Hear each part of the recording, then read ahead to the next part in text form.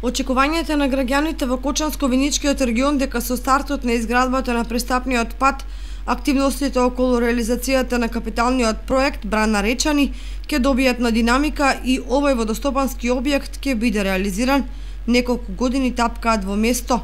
Роковите за пробивањето и асфалтирањето на патот долг околу 5 километри се пробиени, а со промената на власта се изродија и други проблеми кои доправа ќе се решаваат. Поради фактот дека јавноста не е во тек докаде се работите со проектот, деновиве одговор побаравме од градоначалникот Николчо Илиев. Во тек е реализацијата односно на пристапниот пат.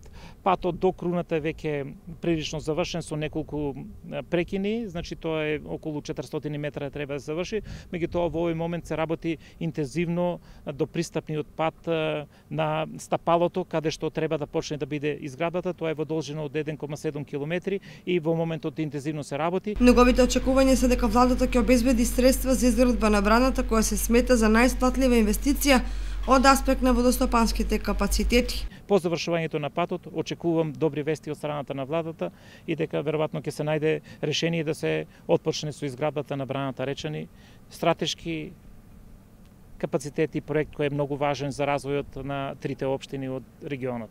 Браната Речани, која зад себе има предолга историја на овие простори, има извонредни карактеристики и е вистинска штета што досега не е изградена, бидејќи има потенцијал да го препороди Кочани и поширокиот регион во делот на повеќе стопански гранки, како земјоделието, водоснабдувањето, туризмот, енергетиката. Нејзиниот проектиран капацитет е над 20 милиони кубици акумулирана вода.